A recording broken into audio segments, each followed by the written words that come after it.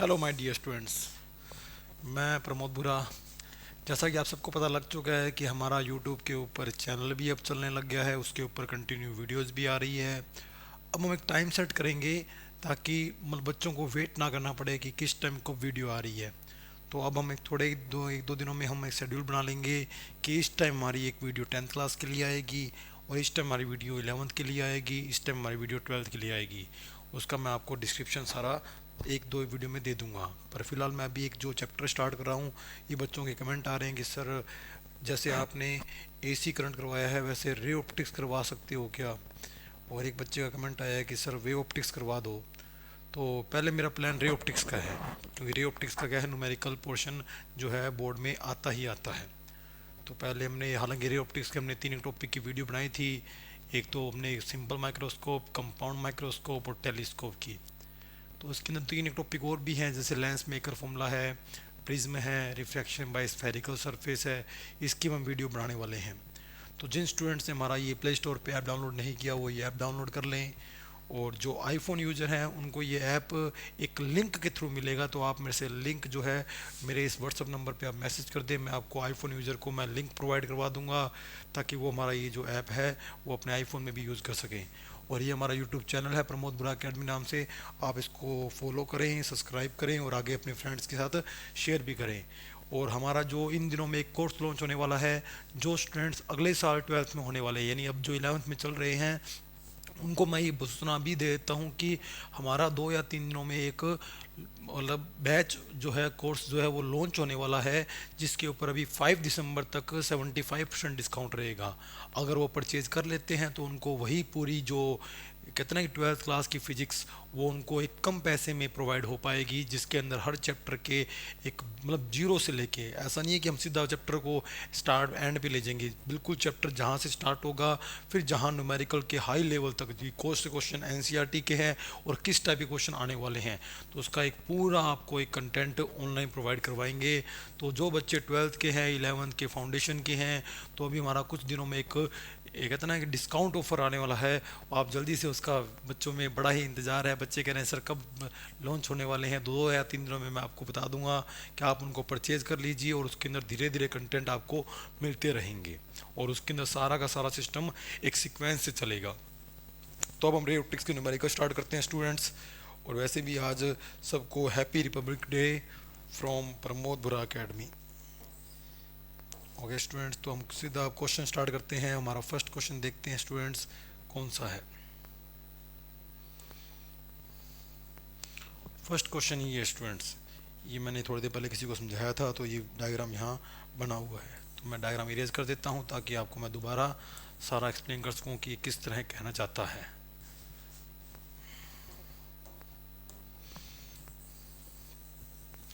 तो स्टूडेंट ये क्वेश्चन क्या कहता है, जल्दी से अपने इसको रीड करते हैं। क्वेश्चन कह रहा है स्टूडेंट, जिनको ये क्वेश्चन अगर नहीं रीड हो पा रहा तो मैं थोड़ा सा जूम कर देता हूँ ताकि आपको क्वेश्चन अच्छे से रीड हो जाए। क्वेश्चन कह रहा है कि suppose that the lower half of the concave mirror is reflecting surface is covered with an opaque material. यानी हमने क्या किया है, कनकेव मिरर को थोड़ा सा उसके हाफ पोर्शन को कवर कर लिया है। तो सबसे पहली बात, कनकेव मिरर क्या होता है? अवतल दर्पण क्या है? जिसके आउटर हिस्से पे पॉलिश की होती है, अंदर वाला हिस्सा काम करता है, ऐसे को अपने बोलते हैं कनकेव मिरर।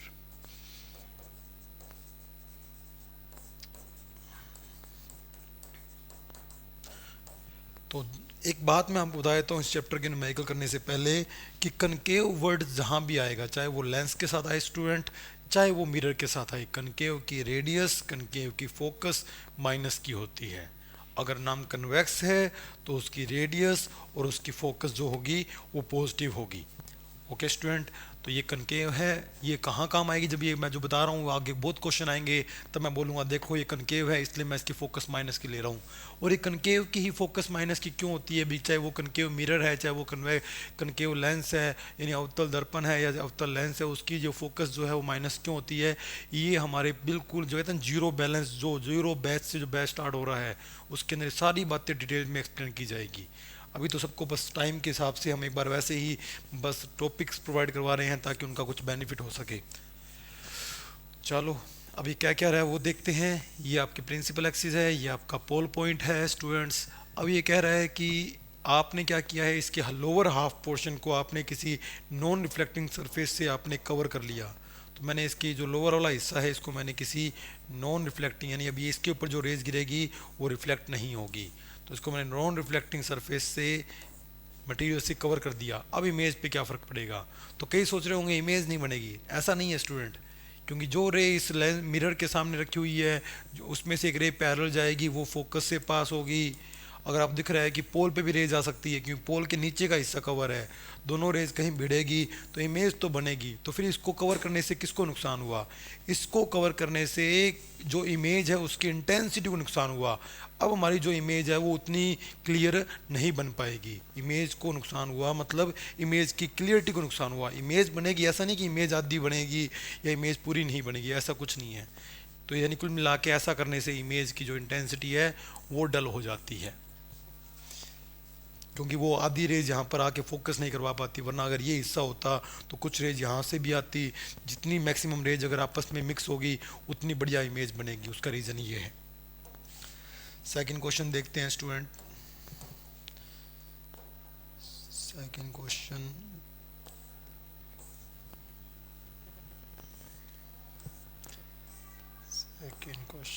ये रहा। ये भी मैंने किसी को एक्सप्लेन किया हुआ है, तो ये सारा मतलब डायग्राम वगैरह बना हुआ है, लेकिन हम ये डायग्राम सारे दोबारा बनाएंगे ताकि पता लग सके बच्चों को कि ये किस तरह हमने इतना सोचा है क्वेश्चन को, तो ये बच्चा उस क्वेश्चन के लेवल तक खुद के माइंड को लेके जाए।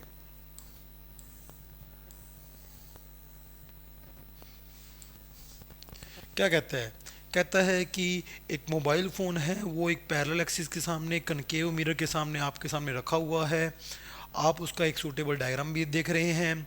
आप बता सकते हैं कि जो इमेज फॉर्मेशन है उसके अंदर मैग्नीफिकेशन जो है वो ऐसा कहता है सिमिलर मैग्नीफिकेशन नहीं आया। अभी फ़ोन तो बिल्कुल सीधा था, इमेज ऐसे बांकी टेढ़ी सी क्यों बनी है, वो हमसे ये पूछ रहा है। कोई नहीं स्टूडेंट्स, देखते हैं। इसको समझने के लिए आपको पहले पता होना चाहिए कि कनकेव मिरर के अंदर इमेज फॉर्मेशन कैसे होता है। तो मैं पहले आपको वो एक्सप्लेन करता हूँ। अभी मैंने आपके सामने कनकेव मिरर का एक डायग्राम बनाया था जिसके आउटर हिस्से पे पॉलिश की हुई थी, इनर वाला हिस्सा जो है वो रिफ्लेक्टिंग का काम कर रहा था, परावर्तन का काम कर रहा था। ऐसे को हम कनकेव बोलते हैं। तो कनकेव के अगर आपको याद हो 5 जो होते हैं वो रियल केस होते हैं। रियल केस का मतलब क्या स्टूडेंट, हम इसको भी डिटेल में बात करने वाले हैं।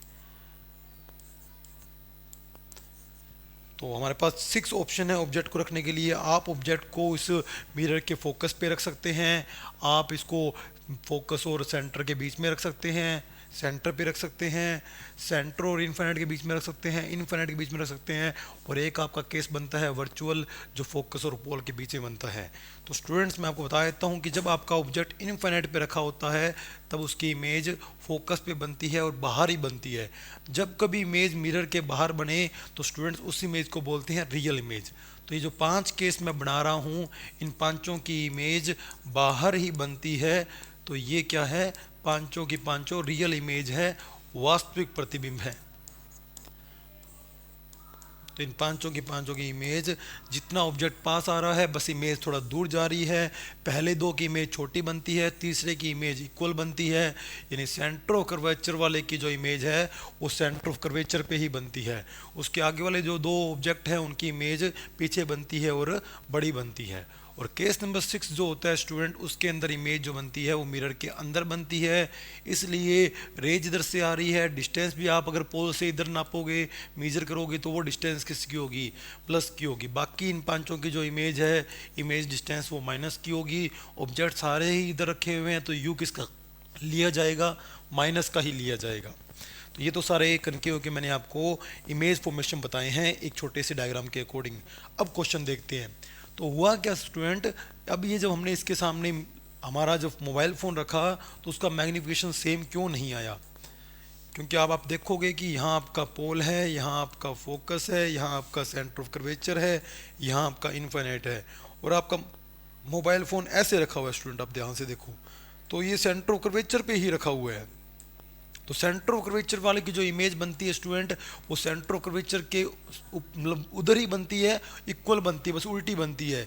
इसीलिए यहाँ वाला जो मोबाइल फ़ोन है वो बिल्कुल वैसा ही बना है जैसा वो है, लेकिन उसके आगे वाले जो हैं मोबाइल के पार्ट्स वो एक जगह कवर कर रहे हैं, क्योंकि पूरा मोबाइल एक कितना शॉर्ट या स्मॉल ऑब्जेक्ट नहीं माना जा सकता। तो पूरे मोबाइल ने अच्छी खासी एक प्रिंसिपल एक्सिस पे जगह कवर की है, इसलिए बाकी जैसे जैसे हमारे ऑब्जेक्ट लेंस के पास में रखे हुए हैं वैसे वैसे उसकी इमेज बड़ी बनती जा रही है। इसलिए ये मोबाइल का जो मैग्नीफिकेशन है वो रेगुलर ना होके वो इरेगुलर है, क्योंकि हमारा मोबाइल फ़ोन एक पॉइंट ऑब्जेक्ट नहीं है, एक बिंदु सोर्स नहीं है, ये एक बहुत बड़ी क्या बोलते हैं प्रिंसिपल एक्सिस के ऊपर जगह कवर कर रहा है। अब जो मोबाइल का पार्ट प्रिंसिपल एक्सिस पे जिस पॉइंट पे है उसकी इमेज फॉर्मेशन उस रूल के अकॉर्डिंग यहाँ क्रिएट हो रही है। ये आपका सेकंड क्वेश्चन हो गया स्टूडेंट।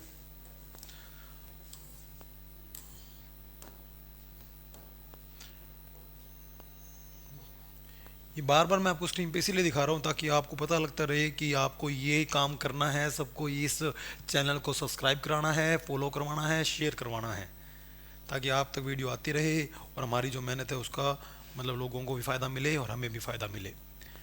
ये क्वेश्चन इस बार बोर्ड एग्ज़ाम में आने के मुझे पूरे पूरे चांस लग रहे हैं, क्योंकि इस टाइप के क्वेश्चन बोर्ड में पूछे जाते हैं। ये बोर्ड के लेवल के क्वेश्चन है या बोर्ड के कंसेप्ट वाले क्वेश्चन हैं। ये क्वेश्चन बच्चे सारे ध्यान से करेंगे और इस टाइप के क्वेश्चन आपके एनसीईआरटी में कम से कम 4 या 5 हैं, बस वो कोई मिरर के लिए है, कोई लेंस के लिए है, कंसेप्ट सारे यही हैं। देखते हैं क्वेश्चन क्या कहता है स्टूडेंट। क्वेश्चन कहता है कि आपके सामने एक ऑब्जेक्ट रखा हुआ है, वो 10 सेमी पे भी रखा हुआ है, 5 सेमी पे रखा हुआ है। इसका मतलब ये क्वेश्चन हमें 2 बार करना है। एक बार आपको अपने ऑब्जेक्ट को 10 सेमी पे प्लेस करना है और एक बार उसको 5 सेमी पे प्लेस करना है। और वो कौन से मिरर के सामने रखा हुआ है स्टूडेंट्स? वो रखा हुआ है कनकेव मिरर के सामने, और उसकी जो रेडियस ऑफ कर्वेचर है वो 15 दे रखी है। जैसा कि मैंने कहा था कि जब भी कनकेव नाम आएगा, अवतल नाम आएगा, मैं रेडियस और फोकस माइनस की लूँगा। अब इस क्वेश्चन में जो है वो कनकेव वर्ड आया हुआ है और रेडियस ऑफ कर्वेचर दे रखा है, तो मैं रेडियस ऑफ कर्वेचर स्टूडेंट किसका लूँगा? माइनस का ही लूँगा। हमें निकालना क्या स्टूडेंट? हमें निकालना है find the position and nature and magnification of the image in each case. Each case का मतलब है कि जब आपने 10 पे रखा तब क्या हुआ और जब आपने 5 पे रखा तब क्या हुआ। कोई नहीं स्टूडेंट्स, अब आप ये माने कि एक बार आपको पहले मैं आपको एग्जांपल देता हूँ कि इस क्वेश्चन में होने क्या वाला है। एक हिंट देता हूँ पहले आपको कि ये आपका कनकेव मिरर है, ये इसका पोल पॉइंट है, ये इसका फोकस है, ये इसका सेंटर ऑफ कर्वेचर है, ये आपका इन्फिनाइट है। आपको रेडियस दे रखी है स्टूडेंट 15 और कनकेव है, तो कनकेव की मैं कह रहा हूँ चाहे लेंस हो, चाहे मिरर हो, फोकस हो, रेडियस किसकी होगी? माइनस की होगी। रेडियस 15 है तो फोकस क्या होता है? रेडियस का हाफ, तो ये बनेगा 15/2, यानी देखा जाए तो पॉइंट 7.5। 15 का आधा 7.5 होता है। इट मीन्स ये फोकस जो है वो 7.5 पे है। रेज इधर से आ रही है, डिस्टेंस इधर जा रही है, इसलिए फोकस किसकी होती है? कनकेव की, माइनस की लेते हैं। अब आपका ऑब्जेक्ट रखा हुआ है 10 पे, तो स्टूडेंट मैंने अभी आपको बोला था कि first case, second case, third case, fourth case, fifth case, इन पांचों केस में इमेज जो बनती है स्टूडेंट्स वो क्या बनती है? रियल बनती है। तो ये इसकी इमेज रियल बनेगी यानी बाहर बनेगी। और अगली बार हमें रखना है 5 सेमी पे, ये हमारा सेकंड क्वेश्चन है। जब हम 5 पे रखेंगे तब ये का केस नंबर 6 लग गया, तब उसकी इमेज बनेगी अंदर। तो जब हम ये क्वेश्चन पहले 10 सेमी के लिए करेंगे तो u हमारा -10 होगा, क्योंकि रेज इधर से आ रही है, डिस्टेंस हम इधर जा रहे हैं, तो हमारी जो डायरेक्शन है वो इंसिडेंट रेज की अपोजिट हो चुकी है, तो ये u जो होगा वो -10 काउंट होगा। और जब हम इसकी इमेज बनाने की कोशिश करेंगे, इमेज जो है मुझे पहले पता लग गया कि आपके 5 केस हैं, ये जो 10 सेमी वाला केस है ये 5 में से कोई केस है, इसकी इमेज रियल बनेगी तो इसका v भी इधर आएगा, तो इसका मतलब इसका आंसर v माइनस का आएगा। लेकिन जब इसकी बात करेंगे इमेज अंदर बनेगी तब जो v आएगा प्लस आएगा। तो कुछ एक बातें हैं जो मेरे दिमाग में क्लियर हो रही है कि पोजीशन कैसी होगी, नेचर कैसी होगी, वो मुझे इस वैल्यू से ही पता लग रहा है कि जिसकी फोकस जो है वो 7.5 होगी। रेडियस 15 है तो रेडियस फोकस क्या बनेगी? 7.5।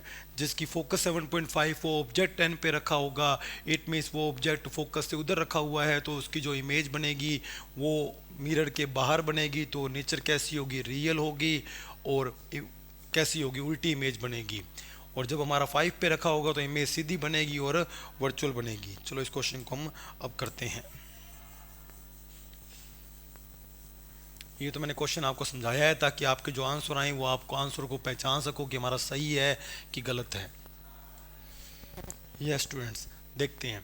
तो पहले मैं बात करता हूँ u इज इक्वल 10।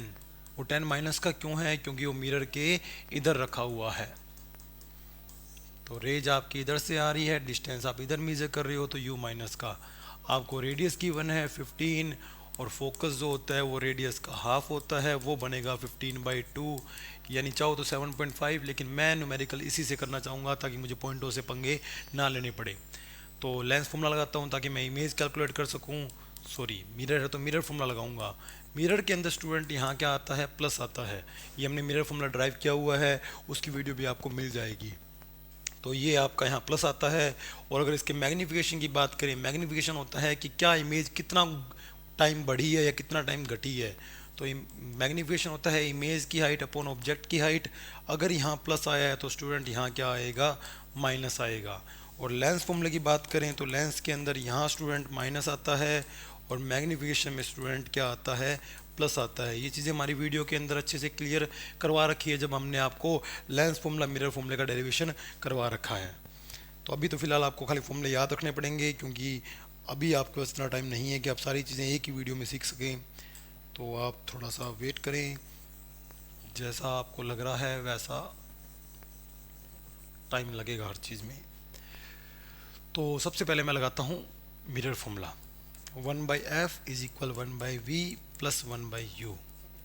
हाँ, मुझे फोकस पता है। फोकस कितनी है? -15/2। कनकेव है तो माइनस की। इमेज मुझे नहीं पता। ऑब्जेक्ट यहीं रखा हुआ है तो किसका होगा स्टूडेंट? -10। वो -10 वहाँ है, जब इधर आएगा प्लस का हो जाएगा। तो 1/10, 2/15, 1/v।